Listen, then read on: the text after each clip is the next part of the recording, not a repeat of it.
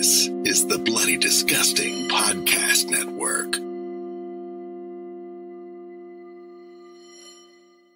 No.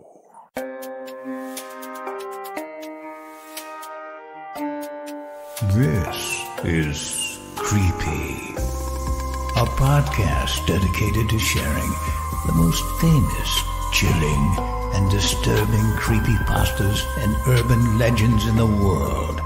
Whether these stories truly happened or are simply fabrications is for you to decide. These stories may contain graphic depictions of violence and explicit language. Listener discretion is advised. Creepy presents Something in My House Keeps Opening Doors While I Sleep.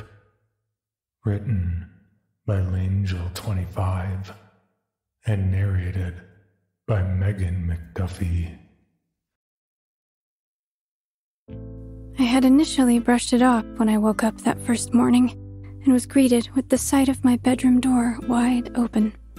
My bed faced that door, and to avoid looking at the dark hallway that led from the room, I always closed it before going to sleep.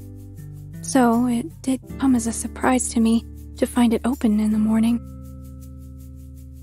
But I could have not closed the door all the way last night.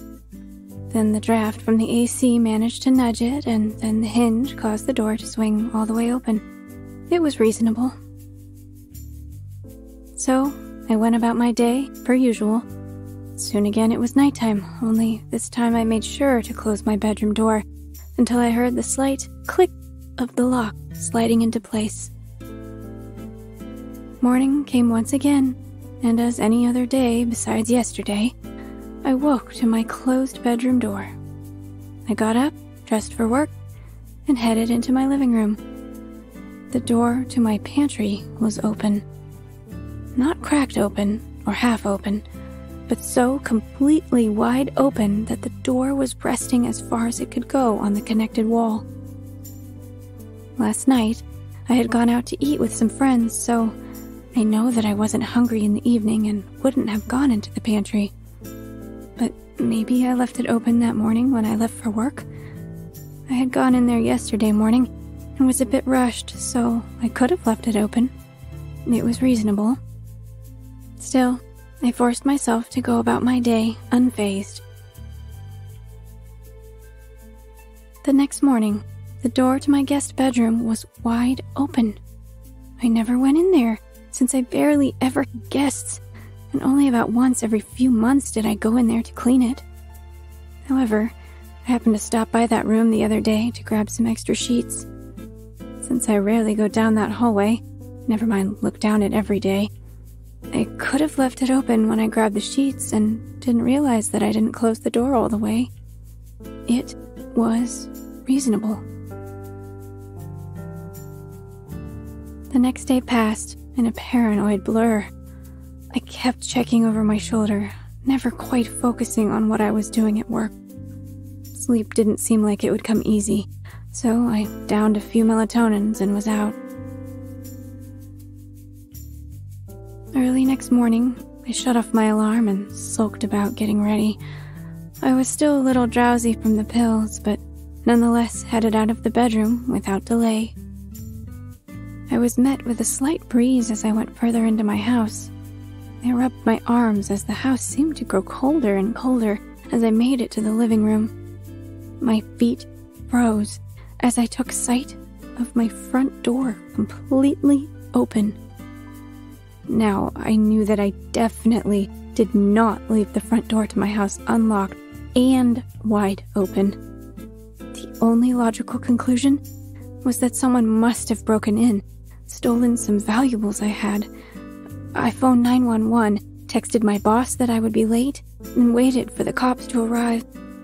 They came shortly thereafter and immediately set to work.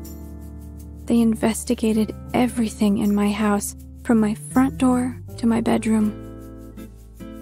I sat on my living room sofa the entire time, and once they had finished, they came to join me at the conjoint love seats across.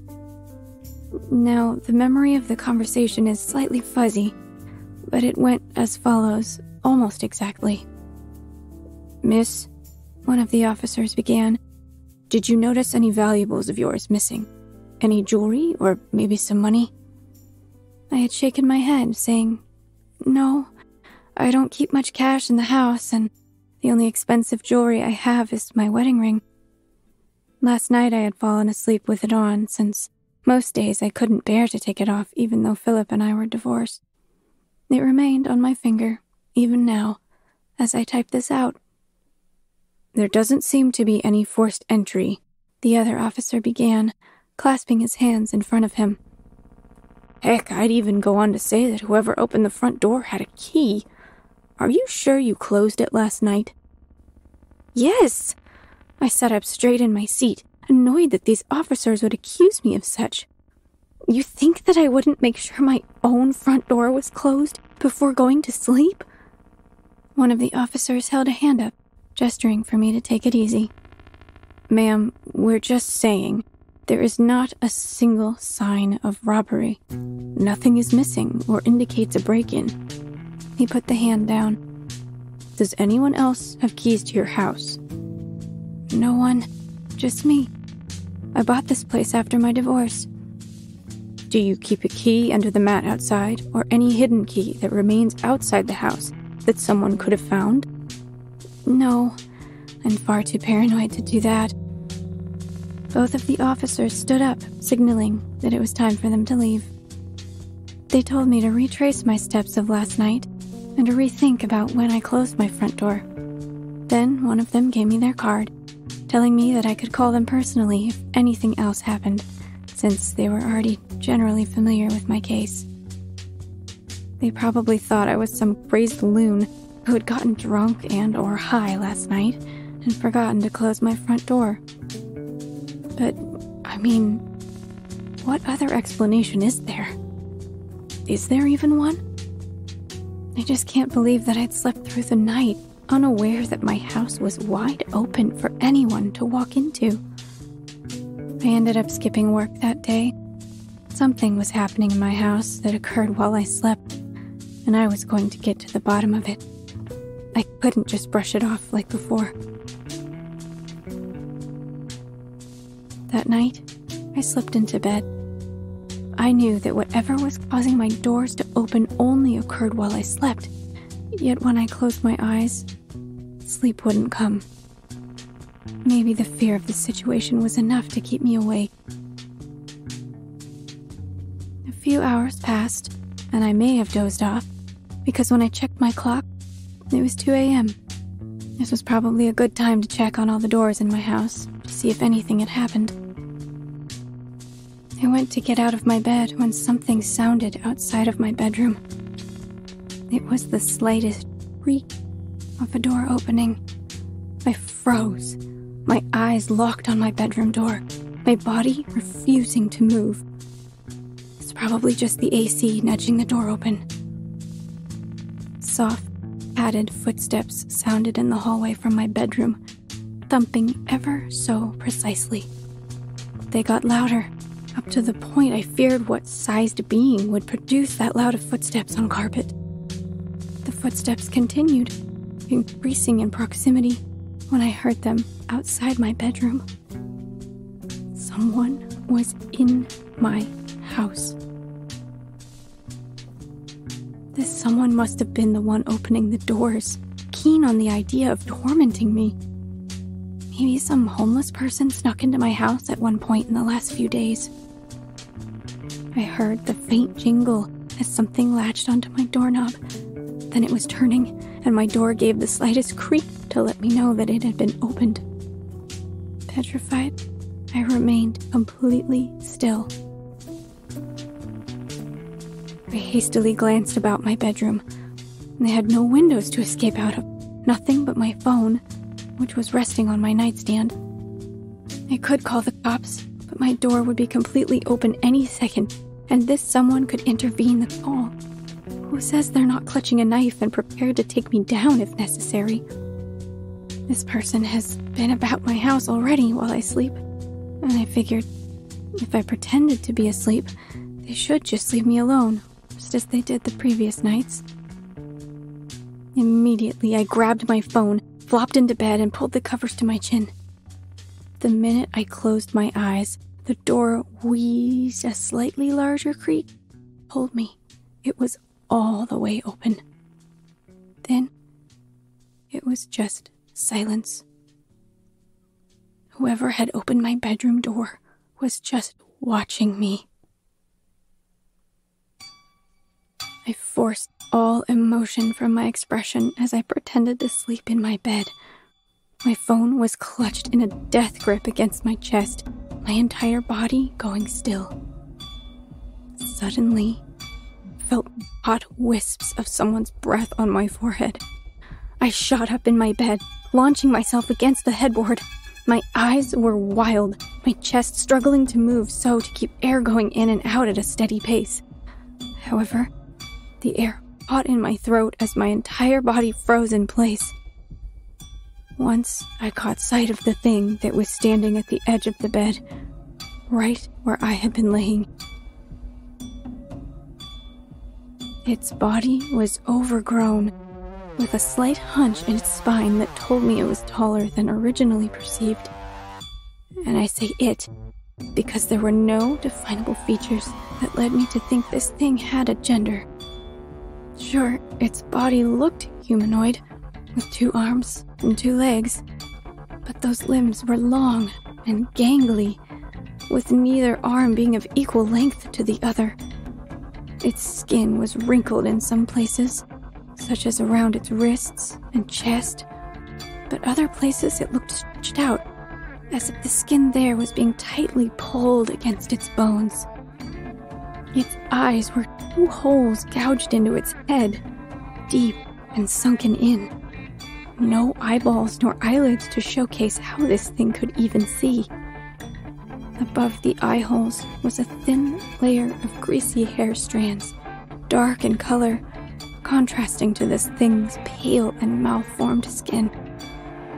And below all of that, on its face was a thin and dried out mouth, one that slowly stretched into a tight grin, revealing its set of black and decaying teeth. I opened my mouth to scream, but no sound came out.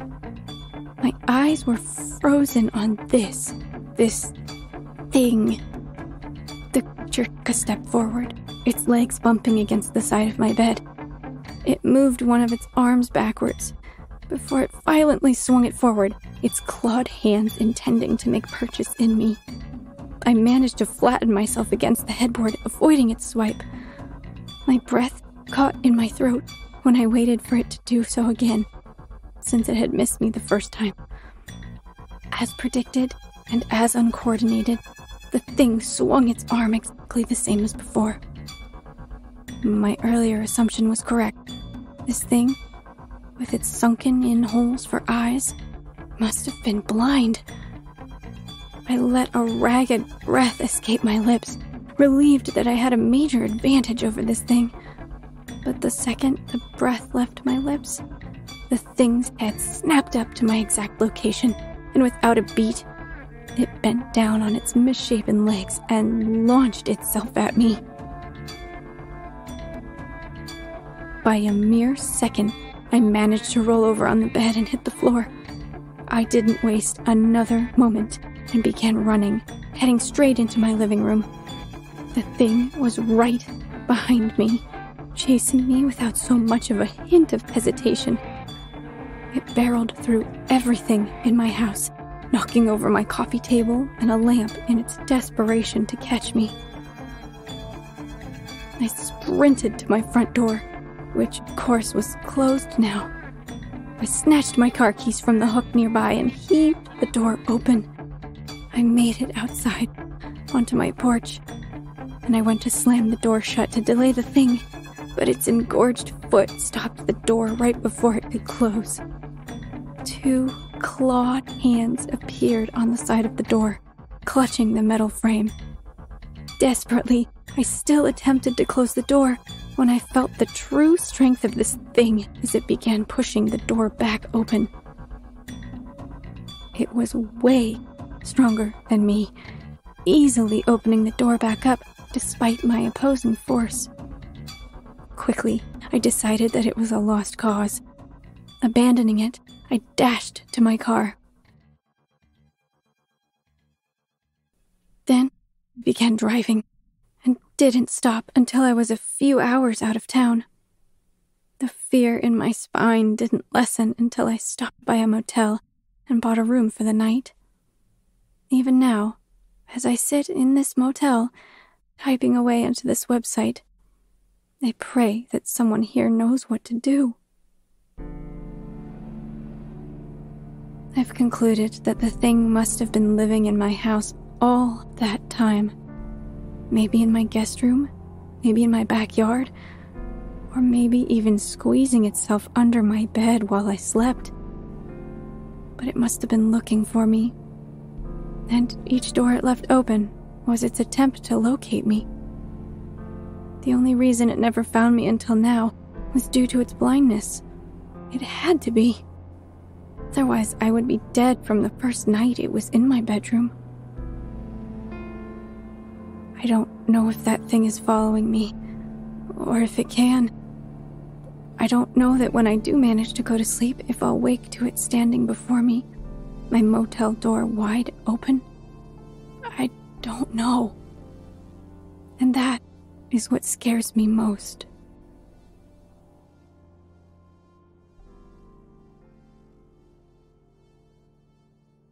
For more information, including pictures and videos of the stories told on this podcast, or to suggest stories for future episodes, please visit us at CreepyPod on Twitter, Instagram, and Facebook, or email us at creepypod@gmail.com. All stories told on this podcast can be found at creepypastawikia.com and are protected by a Creative Commons license. Some rights reserved unless otherwise stated.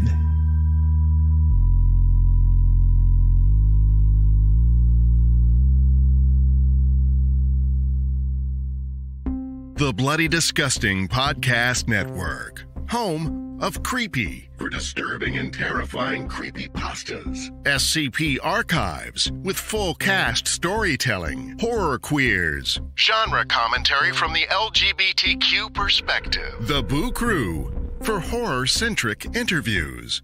Listen free wherever you stream audio and at bloodydisgusting.com/podcasts.